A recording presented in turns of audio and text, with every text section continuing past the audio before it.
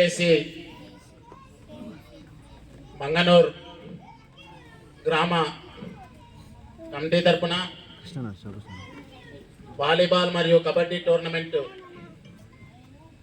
Prize distribution మరియు మహిళల జయంతి వారోత్సవాల నిర్వహణ చేస్తున్న కమిటీ సభ్యులందరికీ కూడా నాగర్ కర్నూలు జిల్లా బీసీ జేఏసీ తరపున అందరికి కూడా అభినందనలు తెలుపుతున్నాం. మొదటగా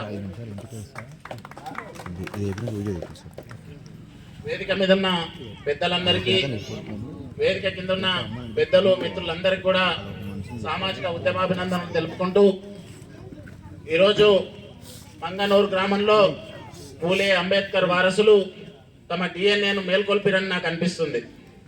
మీరు చూడండి, పూలే అంబేద్కర్ వారసత్వాన్ని మేల్కొల్పుతూ యాదవులు గొర్రెలు బర్రెలు కాసుకుంటారన్న చరిత్రను రూపుమాపి శ్రీకృష్ణుని వారసత్వాన్ని, కాటమరాజు వారసత్వాన్ని పుణికిపుచ్చుకొని మన యాదవుడు గ్రామ సర్పంచ్గా ప్రథమ పౌరునిగా మీ ముందొచ్చి కూర్చున్నాడు. మరొక వ్యక్తి ఆదిజాంబవుడి వారసుడు చెప్పులు కుట్టే జాతి నుంచి తన డిఎన్ఏలు మేల్కొల్పుకొని మన గ్రామానికి ఉప సర్పంచ్గా మరొక వ్యక్తి ఉన్నాడు.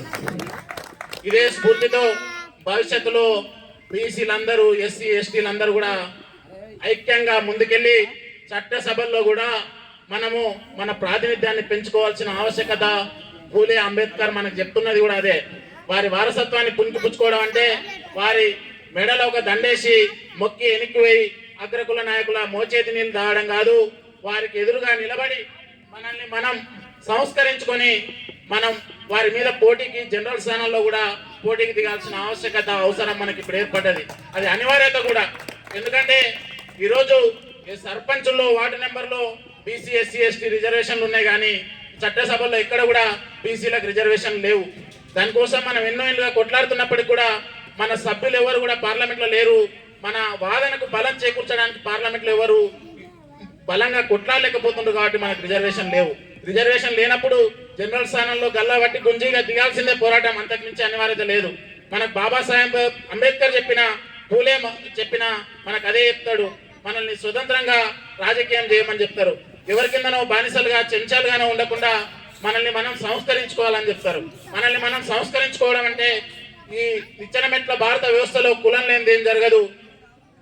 బ్రాహ్మణ, వైశ్య, క్షత్రియ, శూద్ర కులాలుగా ఈ నిచ్చెన మెట్ల వ్యవస్థలో మనం అందరం కూడా కులాలుగా విభజించబడి ఉన్నాం. కాబట్టి ఈ దేశంలో మొత్తం కూడా జ్యుడిషియరీ, మొత్తం అధికారులు మీరు చూడండి, కేంద్ర ప్రభుత్వం, రాష్ట్ర ప్రభుత్వాలు ఏవి లేకున్నా కూడా పార్లమెంట్ సెక్రటరీల కాంచి రాష్ట్రంలో అసెంబ్లీలో ఉంటాడు చీఫ్ సెక్రటరీ, వాళ్ళే మొత్తం 10 ఏళ్ళుగా 20 ఏళ్ళైనా అధికారం నడుపుతారు. భారత రాజ్యాంగం యొక్క గొప్పతనం అదే. రాజకీయ నాయకులు ఎవరు ఉండనవసరం లేకున్నా కూడా పరిపాలన కొనసాగుతుంటది. అట్లా జరుగుతున్న ఈ క్రమంలో మనోళ్ళు ఎవరు అట్లా ఉద్యోగాల్లో లేరు, ఇట్లా రాజకీయాల్లో లేకపోవడంతో మన హక్కుల గురించి, మనకు జరుగుతున్న నష్టాల గురించి ఈరోజు ఎవరు స్పందించలేరు. ఇంతకు ముందులో కనీసం కొంతమంది ధర్నాలనే చేస్తున్నారు, కానీ ఇప్పుడు ఆ పరిస్థితి కూడా లేకుండా పోయింది.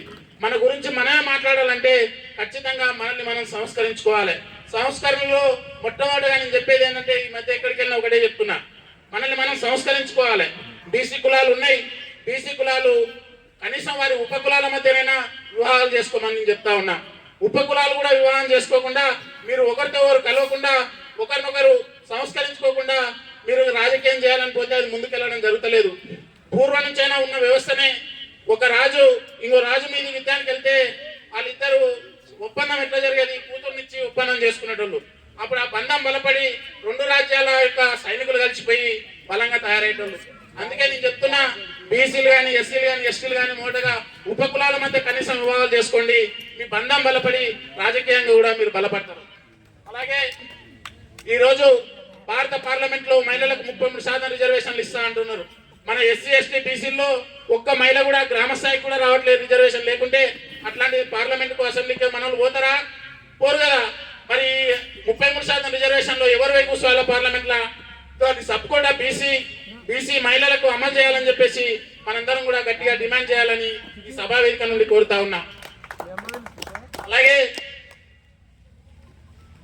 ఇప్పుడు మీరు ఒకటి గమనించండి, తెలంగాణలో ఒక 3 సామెత ఉంటది, ఒట్లెన్ని రకాలు, కాపులు అన్ని రకాలని.